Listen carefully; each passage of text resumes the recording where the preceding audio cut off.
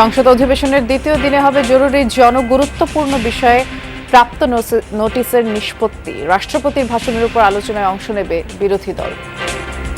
রাষ্ট্রপতির ভাষণের আলোচনা মানে তো শুধু তার উপর আলোচনা করে সীমাবদ্ধ থাকবে না, আর অনেক আলোচনা হবে, সেই সময় আলোচনা অংশগ্রহণ করবো আমরা ইনশাল্লাহ। ওয়াকআউটটা পরে আমরা সংসদে উত্থাপন করব, সরকার কি বলে তার ভিত্তিতে আমরা সিদ্ধান্ত গ্রহণ করব। প্রিয়জনের সাথে ঈদ উদযাপনে রেলপথে আজও বাড়ির পথ ধরেছেন অনেকে। ঠিক সময় ছেড়েছে আন্তনগর ট্রেনগুলো, তেমন চাপ নেই বাস টার্মিনালে। শান্তির মতো কোনো কিছু দেখছি না। আমি যখন ঈদের ছুটি ছাড়াও যখন যেতাম তখনও সেম বারাই ছিল। একটা আলাদা আনন্দ কাজ করতেছে যে পরিবারের সঙ্গে ঈদ করব, সময় কাটাবো। অন্যান্য বারের থেকে এবার একটু মোটামুটি ভালো মনে হইতেছে। দিনাজপুরের কাহারোলে কাল খাল কাটা কর্মসূচির উদ্বোধন করবেন প্রধানমন্ত্রী। কৃষি সহ আর্থসামাজিক ক্ষেত্রে ইতিবাচক পরিবর্তনের আশা পানি সম্পদ মন্ত্রী। সারা বাংলাদেশে এট এ টাইম একই দিনে আমাদের মাননীয় মন্ত্রী, প্রতিমন্ত্রী সাহেবরা সব জায়গায় উদ্বোধন করবেন।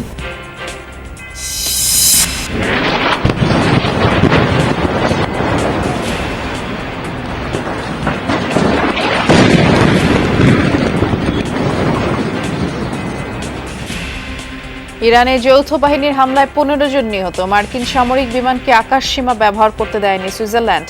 রণতরী পাঠানোর খবর অস্বীকার করল ফ্রান্স।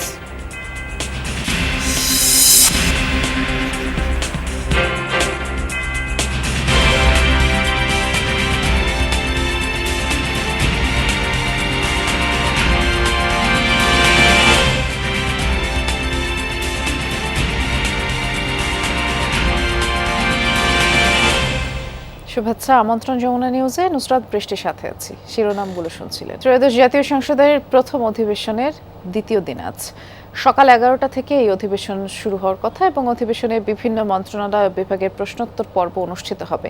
এর মধ্যে রয়েছে মন্ত্রিপরিষদ বিভাগ, বিজ্ঞান ও প্রযুক্তি মন্ত্রণালয়, মাধ্যমিক উচ্চশিক্ষা বিভাগ, কারিগরি মাদ্রাসা শিক্ষা বিভাগ, প্রাথমিক গণশিক্ষা মন্ত্রণালয়, সমাজ কল্যাণ মন্ত্রণালয়, গৃহায়ন ও গণপূর্ত মন্ত্রণালয়। এছাড়া জরুরি জনগুরুত্বপূর্ণ বিষয়ে মনোযোগ আকর্ষণ সংক্রান্ত বিধি 71-এর আওতায় পাওয়া নোটিশ নিষ্পত্তি করা হবে। একই সাথে রাষ্ট্রপতির ভাষণের উপর আনা ধন্যবাদ প্রস্তাব এবং এ বিষয়ে আলোচনা অনুষ্ঠিত হবে। অধিবেশনে অংশ নেওয়ার আগে জামায়াত ইসলামীর সংসদ সদস্য এটিএম আজহারুল ইসলাম বলেছেন, রাষ্ট্রপতির ভাষণের উপর আলোচনায় বিরোধী দল অংশ নেবে। এছাড়াও সংবিধান সংস্কার পরিষদ নিয়ে সংসদে আলোচনা উত্থাপন করা হবে। রাষ্ট্রপতির ভাষণের আলোচনা মানে তো শুধু তার উপর আলোচনা করে সীমাবদ্ধ থাকবে না, আর অনেক আলোচনা হবে, সেই সময় আলোচনা অংশগ্রহণ করবো আমরা ইনশাল্লাহ। ওয়াকআউটটা পরে আমরা সংসদে উত্থাপন করব, সরকার কি বলে তার ভিত্তিতে আমরা সিদ্ধান্ত গ্রহণ করব। সংসদের আজকের কার্যক্রম এবং আলোচনার বিষয়বস্তু নিয়ে একটু বিস্তারিত করে আমাদের কি জানাবেন? আজকেও খানিকটা উত্তাপ তৈরি হচ্ছে সংবিধান সংস্কার পরিষদের বিষয় নিয়ে, এবং সে বিষয়ে আপনি জানেন সরকারি দল শপথ নেয়নি। এই বিষয়ে বিরোধী দল যদি শপথ নিয়েছেন, এবং আজকে সেই শপথের নেয়ার সবশেষ সময় যেহেতু সময়সীমা থাকার কথা। কিছুক্ষণ আগে বিএনপি স্থায়ী কমিটির সদস্য সেই সঙ্গে স্বরাষ্ট্রমন্ত্রী সালাউদ্দিন আহমদ তিনি স্পষ্ট করেছেন, রাষ্ট্রপতি শুধুমাত্র সংসদ অধিবেশন আহ্বান করেছেন, সেখানে কোনো সংবিধান সংস্কার পরিষদ সভা আহ্বান করেননি এবং সংবিধানে তার কোনো অস্তিত্ব নেই। এখন গণভোটের রায় অনুযায়ী যদি সংবিধান সংস্কার পরিষদ সংবিধানে অন্তর্ভুক্ত করতে হয়, তবে তা আগে সংসদে আলোচনা করতে হবে। আলোচনা করার পর সেটি পাশ যদি হয়, সেক্ষেত্রে সেটি সংবিধানে আগে সংযুক্ত হতে হবে, তারপর শপথের বিষয়টি সামনে আসবে। এর পাশাপাশি আরেকটি বিষয় নিয়ে আপনি জানেন যে এরই মধ্যে আলোচনা তো জন্ম দিয়েছে, সেটি স্পিকার হাফিজউদ্দিন আহমেদ এবং ডেপুটি স্পিকার ব্যারিস্টার কায়সার কামালের বিএনপি থেকে পদত্যাগের বিষয়, এবং তাদের দুইটি পদত্যাগপত্র আমরা গতকাল দেখেছি। সেখানে বলা হচ্ছে তারা বিএনপির সকল পর্যায় থেকে তারা পদত্যাগ করেছেন। তবে সালাউদ্দিন আহমেদ বলছেন তারা শুধুমাত্র তাদের দলীয় যে পদ, অর্থাৎ নির্বাহী কমিটির যে সদস্য পদ এবং সেই সঙ্গে তাদের যে স্থায়ী কমিটির সদস্য পদ, সেখান থেকে তারা পদত্যাগ করেছেন। দলের যেই প্রাথমিক সদস্য পদ রয়েছে সেখান থেকে তারা পদত্যাগ করেননি। যদি সেখান থেকে তারা পদত্যাগ করতেন, সেক্ষেত্রে 70 অনুচ্ছেদ অনুযায়ী, সংবিধানের 70 অনুচ্ছেদ অনুযায়ী তাদের সংসদ সদস্য পদ বাতিল হয়ে যেত। আর সালাউদ্দিন আহমেদ বলছেন সেক্ষেত্রে এই 70 অনুচ্ছেদের যেই বিষয়গুলো রয়েছে, সেক্ষেত্রে তাদের যেহেতু প্রাথমিক সদস্য পদ রয়েছে, ফলে তাদের সংসদ সদস্য পদ খারিজ হওয়ার বা বাতিল হওয়ার কোনো ধরনের সুযোগ নেওয়ার সম্ভাবনা নেই।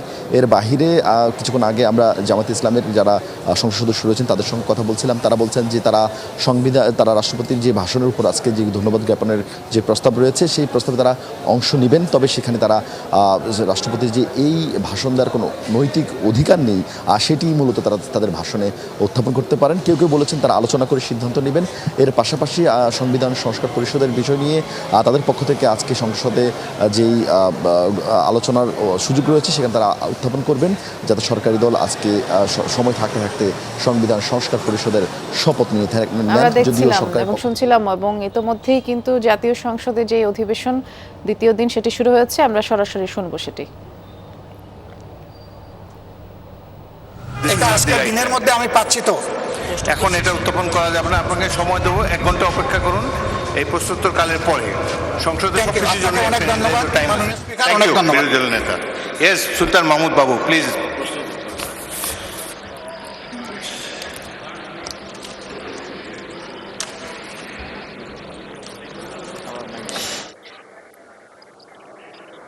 সুলতান মোহাম্মদ বাবু নাই, আপনি কি প্রশ্ন উত্থাপন করতে চান? আরেকজন সদস্য করুক, আপনি তো চিফ হুইপ। সুলতান মাহমুদ বাবুর পক্ষে অন্য কেউ তারকা চিহ্নিত প্রশ্ন উত্থাপন করতে পারেন? জি, আপনি প্রশ্ন উত্থাপন করতে চান?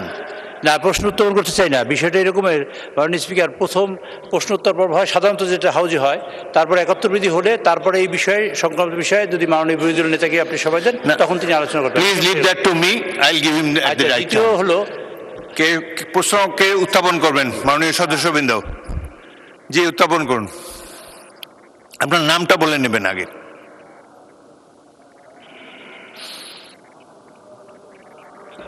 বলছে মাননীয় স্পিকার, আপনাকে ধন্যবাদ। আমি আলমগীর মোহাম্মদ মাহফুজুল্লাহ ফরিদ, 295 কক্সবাজার 2।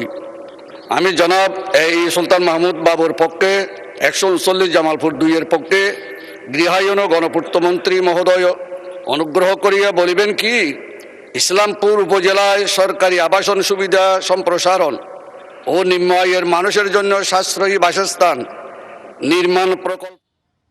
আমরা জাতীয় সংসদে ছিলাম এবং যেমনটি আপনারা দেখলেন প্রথম অধিবেশনের দ্বিতীয় দিন শুরু হয়ে গেছে, সরাসরি দেখাচ্ছিলাম আপনাদের। উন্নত চিকিৎসার জন্য আজ এয়ার অ্যাম্বুলেন্সে সিঙ্গাপুর নেওয়া হবে সংসদ সদস্য মির্জা আব্বাসকে। এরই মধ্যে সিঙ্গাপুর যাওয়ার সব প্রস্তুতিও সম্পন্ন হয়েছে। রাজধানীর এভার কেয়ার হাসপাতালের সহকর্মী তাজনুর ইসলাম আমাদের জন্য অপেক্ষা করছেন, তিনি এই বিষয়ে খোঁজ খবর রাখছেন। তাজনুর, এয়ার অ্যাম্বুলেন্সের কথা বলছিলাম, সেটি এসেছে কিনা, মির্জা আব্বাসকে কখন নাগাদ সিঙ্গাপুর নেওয়া হবে, একটু বিস্তারিত করে আমাদেরকে জানাবেন। এইটা এখন থেকে আরও 10-15 মিনিট আগের ঘটনা, যেই ঘটনাটি হচ্ছে মির্জা আব্বাসকে বহন করে অ্যাম্বুলেন্সটি এরই মধ্যে শাহজালাল আন্তর্জাতিক বিমানবন্দরের দিকে রওনা করেছেন এবং তাকে যেই এয়ার অ্যাম্বুলেন্সে করে সিঙ্গাপুরে নেওয়া হবে সে এয়ার অ্যাম্বুলেন্সটিও আজকে সকাল 9টার দিকে শাহজালাল আন্তর্জাতিক বিমানবন্দরে এসে পৌঁছেছে। সব মিলিয়ে সব রকমের আনুষ্ঠানিকতা একেবারেই সম্পূর্ণ। এখন এই যে এয়ার অ্যাম্বুলেন্সটি মির্জা আব্বাসকে দিতে এসেছেন সেটি এখন আসলে উড্ডয়ন করার পালা। সেটি 12টা নাগাদ উড্ডয়ন করতে পারে এমন তথ্য দলের তরফ থেকে, একই সঙ্গে পরিবারের তরফ থেকে জানিয়েছেন। একটু আগে আমরা এইখানটাতেই ডাক্তার রফিকুল ইসলামের সঙ্গে কথা বলছিলাম, তিনি বিএনপির স্বাস্থ্য বিষয়ক সম্পাদক কেন্দ্রীয় কমিটি। তিনি বেশ কিছু বিষয়ে কথা বলেছেন, বিশেষ করে মির্জা আব্বাসের যেই ধরনের অসুস্থতা, তিনি কোন ধরনের চিকিৎসার মধ্যে দিয়ে যাচ্ছেন, বাংলাদেশে কতখানি চিকিৎসা দেওয়া সম্ভব হলো এবং সিঙ্গাপুরে যাওয়ার পরে সেখানে আসলে কোন ধরনের চিকিৎসার মধ্যে দিয়ে তাকে সারিয়ে তোলার যে চেষ্টা, সেই চেষ্টাটুকু করা হবে, সব মিলিয়ে তিনি গণমাধ্যমকে জানিয়েছেন। যেটি বিষয় হচ্ছে মির্জা আব্বাসকে 2 দফায় অস্ত্রোপচার করা হয়েছে এভার কেয়ার হাসপাতালে এবং তারপরে তার যে অবস্থা সেটি আসলে এখনও শঙ্কামুক্ত নয়, সেরকমই একটা কথা বলছিলেন ডাক্তার রফিকুল। একই সঙ্গে তিনি এটিও বলছিলেন যে এই ধরনের রোগীর ক্ষেত্রে সংক্রমণ ছড়ানোর এক ধরনের শঙ্কা থাকে, যেটি বাংলাদেশের চিকিৎসা ব্যবস্থায় সেটিকে পুরোপুরিভাবে রোধ করা অনেকখানি চ্যালেঞ্জিং হয়, যার কারণে এক ধরনের উন্নত চিকিৎসা পদ্ধতির প্রয়োজন পড়ে কিংবা সেই ব্যবস্থার প্রয়োজন পড়ে। সেই ব্যবস্থাটুকু নিশ্চিত করতেই মূলত বিএনপির এই সিনিয়র নেতা, একই সঙ্গে প্রধানমন্ত্রীর রাজনৈতিক উপদেষ্টা, তাকে আজকে সিঙ্গাপুরে নেওয়ার যেই সিদ্ধান্ত কিংবা আজকে যে নেওয়া হচ্ছে, শুধুমাত্র উদ্দেশ্য একটি, যে তাকে অত্যাধুনিক সেই চিকিৎসা ব্যবস্থার মধ্যে দিয়ে তাকে যেন সারিয়ে তোলা সম্ভব হয়। বৃষ্টি, শুনছিলাম আমরা। ধন্যবাদ বিস্তারিত জানানোর জন্য তাজনুর। ট্রেনে ঈদযাত্রার তৃতীয় দিন আজ প্রিয়জনদের সাথে ঈদ উদযাপনে রাজধানী ছাড়ছেন অনেক নগরবাসী। শিক্ষা প্রতিষ্ঠান বন্ধ হয়ে যাওয়ায় অনেক অভিভাবক সন্তানদের নিয়ে আগেভাগেই বাড়ির পথে রওনা হচ্ছেন। কেউ কেউ আবার ঈদের আগের ভিড় এবং সম্ভাব্য ভোগান্তি এড়াতে পরিবারের সদস্যদের আগেভাগেই গ্রামের বাড়িতে পাঠিয়ে দিচ্ছেন। এই যাত্রা শুরু হলেও কমলাপুর রেল স্টেশনে আজ খুব বেশি ভিড় দেখা যায়নি। ঢাকা থেকে বিভিন্ন গন্তব্যে ছেড়ে যাওয়া 7টি আন্তনগর ট্রেন নির্ধারিত সময়ে স্টেশন ছেড়েছে। ট্রেন ছাড়ার ঠিক আগে যাত্রীরা প্ল্যাটফর্মে জড়ো হলেও ট্রেন ছেড়ে যাওয়ার পরপরই আবার প্ল্যাটফর্মগুলো ফাঁকা হয়ে যায়। ট্রেনগুলোতেও সিটের বাইরে অতিরিক্ত যাত্রী চোখে পড়েনি। যাত্রীদের নিরাপত্তা নিশ্চিত করতে কমলাপুর রেল স্টেশনে র্যাব, পুলিশ, রেলওয়ে পুলিশের উপস্থিতি দেখা গেছে। ফ্যামিলি নিয়ে যাওয়া একটা বিপজ্জনক, ঈদের সময় এটা সবসময় ঘটেই থাকে, যার কারণে আগেই আমরা টিকিট কাটছি যে ফ্যামিলি পাঠিয়ে দেই। অন্যান্য বারের থেকে এবার একটু মোটামুটি ভালো মনে হইতেছে। একটা আলাদা আনন্দ কাজ করতেছে যে পরিবারের সঙ্গে ঈদ করব, সময় কাটাবো। প্রত্যেকটাই রাইট টাইমে যাবে, সবগুলাই লাইনে দেওয়া আছে, কোনো শিডিউলের কোনো বিপর্যয় নাই। এদিকে ঈদের ছুটি দীর্ঘ হওয়ায় এখনও রাজধানী বাস টার্মিনালগুলোতে ঘরমুখ মানুষের তেমন ভিড় নেই। তবে এবারে ঈদযাত্রায় নতুন অভিযোগ উঠেছে। গন্তব্য অনুযায়ী টিকিট না দিয়ে অনেক যাত্রীর কাছ থেকে শেষ গন্তব্যের ভাড়া নেওয়া হচ্ছে। অন্যদিকে জ্বালানি তেলের সংকটের শঙ্কা আর পাম্পে দীর্ঘ লাইনের কারণে বিপাকে পড়েছেন পরিবহন মালিকরাও। এতে করে ঈদযাত্রা কতটা স্বস্তির হবে তা নিয়ে শুরু থেকেই কিছুটা অনিশ্চয়তা ছিল। তবে যাত্রীদের অনেকেই বলছেন তারা সহজেই টিকিট পেয়েছেন। অনলাইনের পাশাপাশি কাউন্টার থেকেও টিকিট নিতে তেমন কোনো ভোগান্তি হয়নি। পরিবহন সংশ্লিষ্টরা জানিয়েছেন ঈদের 3 দিন আগে থেকে বিশেষ সার্ভিস চালু হবে। যাত্রী চাপ সামাল দিতে পর্যাপ্ত বাস প্রস্তুত রাখা হয়েছে। ময়মনসিংহ যাচ্ছি, গন্তব্যের যে ভাড়া এসি বাসের সেই 450 টাকাই নিয়েছে। আমাদের পপ মেশিনের মাধ্যমে টিকিটটা দিয়েছে। আশা করি সিস্টেমটা ভালো। ঈদের ছুটি ছাড়াও যখন যেতাম তখনও সেম ভাড়াই ছিল, 310 টাকা ছিল, এখনও 310 টাকা করে আছে। আমি মনে করছি না এখানে কোনো ভোগান্তি হচ্ছে বলে। 45 বছর পর আবারও ফিরে আসছে খাল খনন কর্মসূচি। রাষ্ট্রপতি জিয়াউর রহমানের সেই কর্মসূচি নতুন করে বাস্তবায়ন করতে যাচ্ছেন তার ছেলে প্রধানমন্ত্রী তারেক রহমান। কাল দেশের 58 জেলায় একই সাথে খনন কর্মসূচি শুরু হচ্ছে। দিনাজপুরের কাহারোলের উদ্বোধন করছেন প্রধানমন্ত্রী। প্রথম দফায় 6 মাসে 1200 কিলোমিটার, পর্যায়ক্রমে 5 বছরে 20,000 কিলোমিটার নদীনালা, খালবিল খনন করা হবে। পানি সম্পদ মন্ত্রী বলছেন এর মাধ্যমে সেচ ও কৃষি সুবিধা বাড়বে, জলাবদ্ধতা কমবে ভূগর্ভস্থ পানির উপর নির্ভরতাও। এক্ষেত্রে কোনো ধরনের দুর্নীতি সহ্য করা হবে না বলে সতর্ক করেছেন মন্ত্রী। সাধারণ মানুষও স্বচ্ছতা চায়। সহকর্মী আলমগীর স্বপনের রিপোর্ট। নদীমাতৃক বাংলাদেশে শিরা উপশিরার মতো ছড়িয়ে আছে নদীনালা, খালবিল। প্রকৃতির এই অপার সম্পদ কাজে লাগিয়ে কৃষিভিত্তিক স্বনির্ভর বাংলাদেশ গড়তে 1977 সালে রাষ্ট্রপতি জিয়াউর রহমান খাল খনন কর্মসূচি পরিচালিত করেছিলেন। 3636 কিলোমিটার খাল খনন করে সেচ ব্যবস্থার সম্প্রসারণ, বন্যা নিয়ন্ত্রণ ও জলাবদ্ধতা দূরীকরণে রেখেছিলেন বড় ভূমিকা। যেই সফল কর্মসূচিতে ছাত্রাবস্থায় অংশ নিয়েছিলেন বর্তমান পানি সম্পদ মন্ত্রীও। সে সময়ে আমরা এদেশের মানুষ অনেক সুবিধা পেয়েছি এবং জনগণ উপকৃত হয়েছে। আমাদের বয়সও ছিল তখন কম। আমরা প্রেসিডেন্ট জিয়ার নেতৃত্বে যখন স্কুলে পড়ি তখন খাল খনন কর্মসূচিতে অংশগ্রহণ করেছি। কিন্তু সেই সফল কর্মসূচি কতটা এগিয়ে নিতে পেরেছে পরবর্তী সরকারগুলো? কেননা দখলে দূষণে এরই মধ্যে হারিয়ে গেছে দেশের অনেক নদীনালা, খালবিল। আগে কিন্তু পানি উঠছে না, এখন আজ 4-5 বছর পানি উঠে। অনেক কষ্ট করিতে আমরা পানি কাজে উঠলে, বন্যার পানিতে সব তলায় যায়। জলাবদ্ধ আমরা সবাই আটকা থাকি, আমাদের খুবই সমস্যা। রাজধানীর মোহাম্মদপুরের রামচন্দ্রপুর খালের বাসিন্দাদের মতো সারা দেশের নদী, খালবিলের কতটা জীর্ণদশা জানালেন পানি সম্পদ মন্ত্রী। খালের মধ্যে পলি জমে আছে, বর্জ্য জমে আছে, খাল ভরাট হয়ে গেছে, খালের মধ্যে দোকানপাট গড়ে উঠেছে, বাড়িঘর গড়ে উঠেছে এবং অনেক জায়গায় শিল্প কলকারখানার পাশে সেখানে বর্জ্য আসছে। সবকিছু মিলে খালের সুবিধা যেটা পাওয়ার দেশবাসী আমরা ওটা পাচ্ছি না। এই বাস্তবতায় নির্বাচনী প্রতিশ্রুতির অংশ হিসেবে আবারও খাল খনন কর্মসূচির উদ্যোগ তারেক রহমানের নেতৃত্বাধীন বিএনপি সরকারের। বাবার রেখে যাওয়া স্বপ্ন বাস্তবায়নে দীর্ঘ প্রায় 45 বছর পর নতুন প্রেক্ষাপটে আবারও সেই কার্যক্রম শুরু করছেন ছেলে। 16 মার্চ সোমবার প্রধানমন্ত্রী হিসেবে খনন কর্মসূচির উদ্বোধন করবেন দিনাজপুরের কাহারোলে। প্রথম দফায় 180 দিনের কর্মসূচি হিসেবে 1200 কিলোমিটার খাল খনন করা হবে। পর্যায়ক্রমে 5 বছরে হবে 20,000 কিলোমিটার। মাননীয় প্রধানমন্ত্রী উদ্বোধন করবেন 16 তারিখে। সারা বাংলাদেশে অ্যাট এ টাইম একই দিনে আমাদের মাননীয় মন্ত্রী, প্রতিমন্ত্রী সাহেবরা সব জায়গায় উদ্বোধন করবেন। আমরা 54টা জেলা নির্ধারণ করেছি। কোনোভাবেই দুর্নীতিকে আমরা এখানে যেন হতে না পারে সেই দিকে আমাদের বিশেষ নজর থাকবে এবং এটার ব্যাপারে আমরা খুব সতর্ক আছি। নতুন করে খাল খনন কর্মসূচিকে ইতিবাচক হিসেবে দেখছেন সাধারণ মানুষ। যদি খনন করে ঠিক মতন তা পানিটা ঠিক মতন যাইতে পারবে, আমাদের চলাফেরার জন্য ভালো হবে। এখন এখানে মনে করেন যে নিচে একটু খনন করলে পারে, তাহলে পারে মনে করেন যে আরও একটু সুবিধা, পানিটা উপরে উঠবে না, এটা করলেই ভালো হয়। সাধারণ মানুষের দাবি, খনন কার্যক্রমের প্রকৃত সুফল পেতে চান তারা, এর জন্য চান নিয়মিত তদারকি। আলমগীর স্বপন, যমুনা নিউজ, ঢাকা। মোহাম্মদপুর জেনায়েফা ক্যাম্পে সাঁড়াশি অভিযান চালিয়েছে তেজগাঁ ডিভিশন পুলিশ। অভিযানে কয়েক কেজি গাঁজা সহ মাদক কেনাবেচায় জড়িত 8 জনকে আটক করা হয়েছে।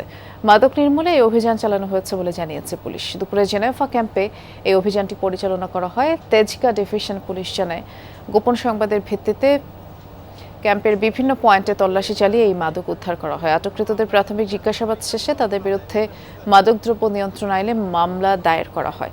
পুলিশ আরও জানায়, সামনে ঈদকে কেন্দ্র করে মাদক কারবারিদের তৎপরতা বেড়ে যাওয়ায় বিশেষ অভিযান চালানো হচ্ছে। রাজধানীর অপরাধপ্রবণ এলাকাগুলোতে নিয়মিত এমন অভিযান অব্যাহত থাকবে বলেও জানানো হয়।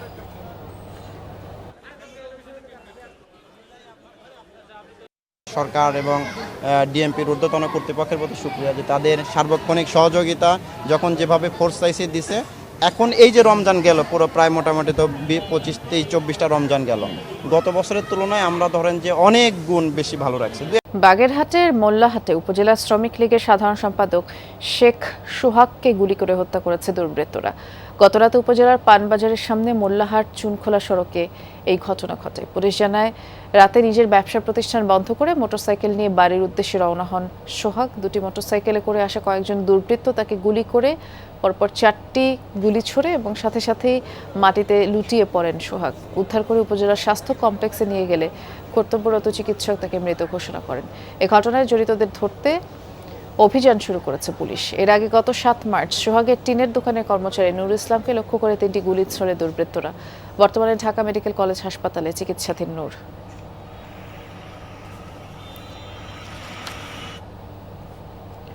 সরকার আসে, বিদায় নেয়, কিন্তু মুন্সিগঞ্জের চর সৈয়দপুরের মানুষের চলাচলের দুর্ভোগ যেন শেষই হয় না।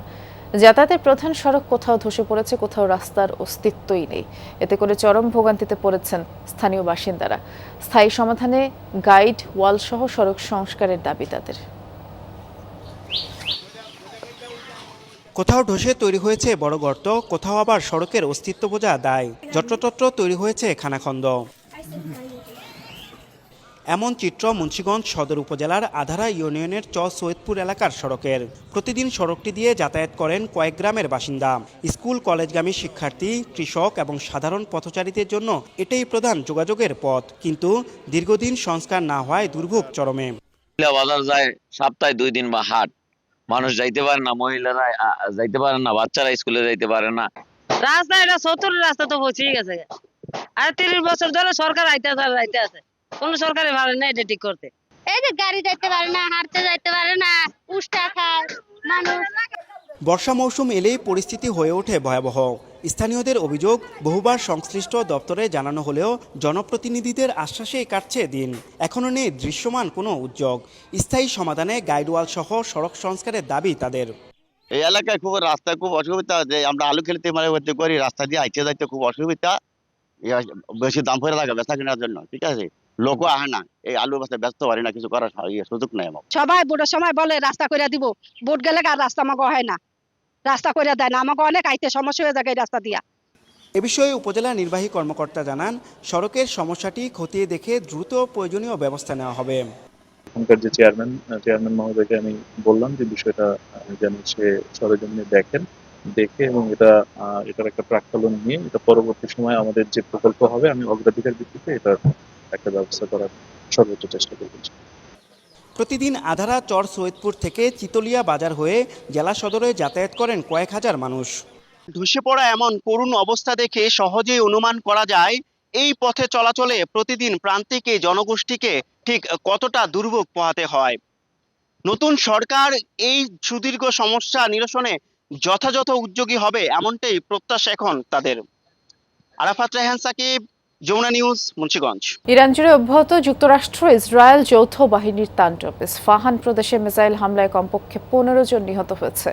শাহিনশাহ শহরে আইআরজিসির হেডকোয়ার্টারে সিরিজ বিস্ফোরণের খবর পাওয়া গেছে, তবে হতাহতের বিষয়ে কিছুই জানা যায়নি। হামলা হয়েছে আরও বেশ কয়েকটি শহরে। আইআরজিসির 2 সিনিয়র কমান্ডারকে হত্যার দাবি করেছে তেল আবিব। পাল্টে জবাব দিয়ে যাচ্ছে ইরানও। কুয়েত বিমানবন্দরে হামলা চালিয়ে রাডার সিস্টেম ধ্বংস করেছে। ইরাকের এরবিলে টার্গেট করা হয়েছে একটি তেল শোধনাগার। সৌদি আরব, ইরাক, বাহরাইন, জর্ডান, সংযুক্ত আরব আমিরাতেও ড্রোন মিসাইল ছুড়েছে তেহরান। একাধিক ড্রোন ভূপাতিতের দাবি করেছে রিয়াদ। ইসরায়েলের নেসজিওনা শহরে ইরানের হামলায় ক্ষয়ক্ষতির ফুটেজ প্রকাশ করা হচ্ছে, যদিও হতাহতের কোনো খবর পাওয়া যায়নি। ডোনাল্ড ট্রাম্পের অনুরোধ উপেক্ষা করে মার্কিন সামরিক বিমানকে আকাশসীমা ব্যবহার করতে দেয়নি সুইজারল্যান্ড। ইরানের চলমান যুদ্ধের সঙ্গে সরাসরি সংশ্লিষ্ট থাকায় মার্কিন বিমানগুলোকে প্রবেশের অনুমতি দেয়নি দেশটি। শনিবার এক বিবৃতিতে সুইস প্রশাসন জানিয়েছে, রোববার সুইজারল্যান্ডের আকাশসীমা দিয়ে উঠতে চেয়েছিল যুক্তরাষ্ট্রের 2টি নজরদারি উড়োযান, তবে সশস্ত্র সংঘাতের বিরুদ্ধে নিজেদের দীর্ঘদিনের নিরপেক্ষতার নীতি মেনে এই সিদ্ধান্ত নেওয়া হয়েছে। একই দিনে 2টি পরিবহন ফ্লাইট সহ 3টি মার্কিন ফ্লাইট সুইজারল্যান্ডের আকাশসীমা ব্যবহারের অনুমতি পেয়েছে, তবে স্বাভাবিকের তুলনায় বেশি সংখ্যক মার্কিন বিমানকে প্রবেশ করতে দেয়া হবে না বলেও জানানো হয়েছে। এছাড়াও যে কোনো মার্কিন বিমানকে অনুমতির জন্য আগে ফ্লাইটের উদ্দেশ্য স্পষ্টভাবে জানাতে হবে এবং চলমান যুদ্ধের সাথে সংশ্লিষ্ট নয় বলে নিশ্চয়তা দিতে হবে। অন্যদিকে পারস্য উপসাগরীয় এলাকায় রণতরী কিংবা অতিরিক্ত সামরিক বাহিনী মোতায়েন করবে না বলে জানিয়ে দিয়েছে ফ্রান্স।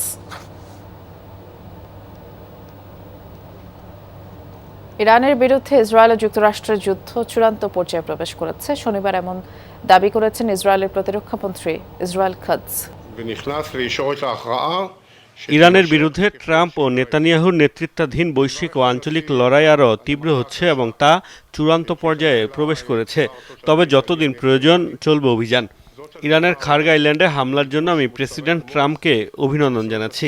এটি হরমুজ প্রণালী নিয়ে সন্ত্রাসী শাসনের হুমকির যথাযথ জবাব।